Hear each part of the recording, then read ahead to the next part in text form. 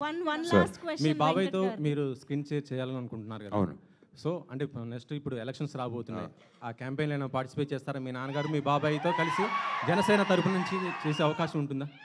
అంటే నేను last time కూడా మా నాన్నగారు చేసినప్పుడు బాబాయ్ గారు చేసినప్పుడు చేశాను. అంటే ఇప్పుడు ఇది చాలా పెద్దవాళ్ళు డీల్ చేసే విషయాలు.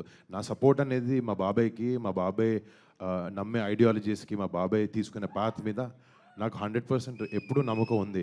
అది నేను ఎన్నో సందర్భాల్లో చెప్పాను. అండ్ అది మాత్రం ఎప్పటికీ మారదు. అండ్ జనసేనకి బాబాయ్ దానికి మా ఎప్పుడు సపోర్ట్ 100%.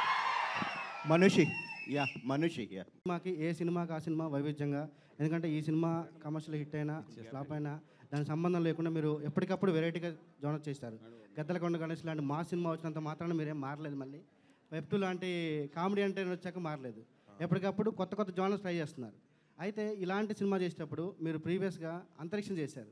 అంతరిక్షం అనేది మీరు ఎన్నో ఆశలు పెట్టుకొని ఏదో వెరైటీగా ఉంటుంది, చాలా కొత్త జోనర్ చేశారు మీరు. బట్ అది రిజల్ట్ అంత రాలేదు. సో ఈ సినిమా చేసేటప్పుడు మనం ఆల్రెడీ అది చేశాం కదా, అదేమన్నా గుర్తొచ్చిందా మీకు? అంతరిక్షం అన్నది ఏమన్నా? ఎందుకంటే ఆకాశం ఆ టైప్ ఏమన్నా? నాకు మీరు మాట్లాడుతున్నారా, క్వశ్చన్ అడుగుతున్నారా అర్థం కావట్లేదు నాకు. అంటే ఏమన్నారండి చెప్పండి. యాక్చువల్లీ అంతరిక్ష చేశారు కదా మీరు అంతకుముందు. అంతరిక్షం అవును. చేశారు కదా, అది డిఫరెంట్ కాన్సెప్ట్ మూవీ. అవునండి. చాలా వెరైటీగా ఉంటుంది మీరు చేశారు మీరు. బట్ అది రిజల్ట్ సరిగా రాలేదు.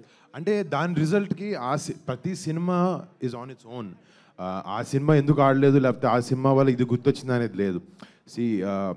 సినిమాలో ఉండే ఎమోషన్ బ్యాక్డ్రాప్ మీరు ఏదైనా తీసుకోండి, ఆర్మీ సినిమా తీసుకోండి, మాఫియా బ్యాక్డ్రాప్ అయినా తీసుకోండి, లేకపోతే ఒక మంచి కమర్షియల్ మదర్ సెంటిమెంట్ ఉన్న సినిమా తీసుకోండి, అన్నిటికీ ప్రధాన ఎమోషన్ అనేది చాలా ఇంపార్టెంట్, చాలా స్ట్రాంగ్గా ఉండాలి.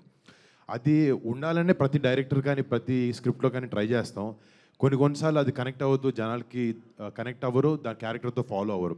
అలాంటి తప్పు అంతరిక్షంతో జరిగింది. ఆబ్వియస్లీ ఆ ఒక సినిమానే కాదు, నేను చేసిన సినిమాల్లో సరిగా ఆడని ఏ సినిమా నుంచైనా ఏదో ఒక విషయం నేర్చుకుని అది నెక్స్ట్ సినిమాలో జరగకుండా ఎలా ఉంటుందని ఆలోచించి ఇంప్లిమెంట్ చేయడానికి ట్రై చేస్తాం. బట్ ఆ ఎమోషనల్ థ్రెడ్ అనేది ఈ సినిమాలో స్ట్రాంగ్గా ఉండాలనేది ఉండింది. నాకు కథ విన్నప్పుడు ఎయిర్ ఫోర్స్ సినిమా అంటే డెఫినెట్గా ఉంటుందని తెలుసు, బట్ ఎంత స్ట్రాంగ్గా ఉంటుంది, క్యారెక్టర్ని ఫాలో అయ్యేలా